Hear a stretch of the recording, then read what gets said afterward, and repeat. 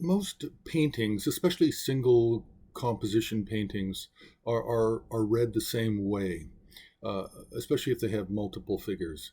You just need to know the simple rules of big to small, top to bottom, left to right, inside to outside. These are the basic aphorisms for understanding how to read a painting.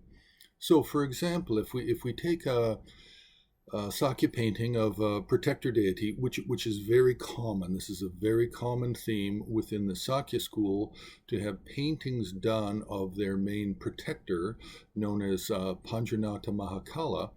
Then we apply the rule big to small.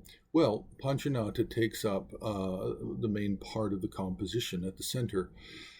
But then we go to small. So the rules for that are then you go top to bottom. So all of the rest of the deities in this painting are basically the same size. So we go to the top, and at the very top we have Vajradhara Buddha. He's the Buddha of Vajrayana Buddhism. And then we have the rule left to right. So that's the viewer's left. And so we have a human figure, and in this case, it's Ma Lotsawa Lodrodrak. He's an 11th century Tibetan, went to India, came back, translated texts. And then on the right side of the top, we have Sachen Kunga Ningpo, who's one of the founding teachers of the Sakya tradition. And the Ma Lotsawa on the left side was a direct teacher of Sachen Kunga Ningpo for the practices of this Panjarnata Mahakala, which we're looking at. Now, a little bit lower on the left side is a form of Vajrapani with one face and four hands, and it's called a Bhuttadhamara. Bhuttadhamara Vajrapani is very important in status here, and we know that because he's placed so high in the composition.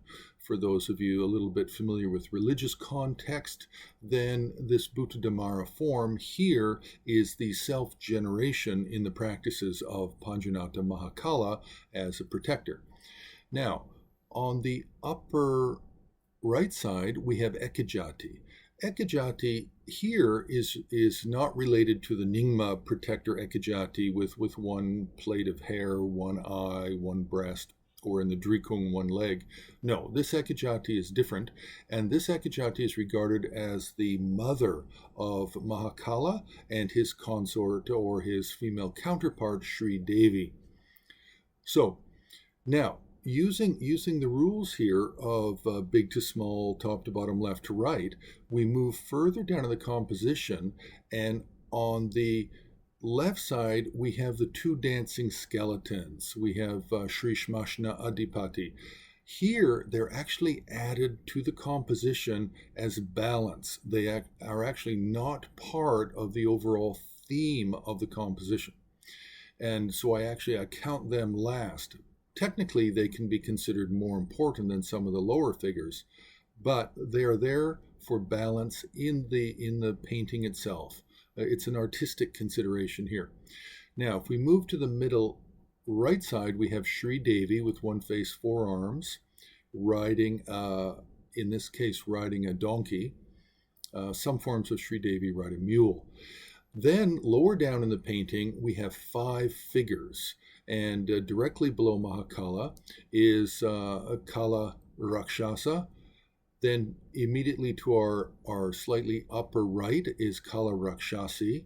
To the far left is Putra. Below him is Batra. And on the bottom right side is Singmo. And these last three are actually brothers and sister. And this is a family of Raksha deities, which are the sort of servants and attendants to Panjarnata Mahakala.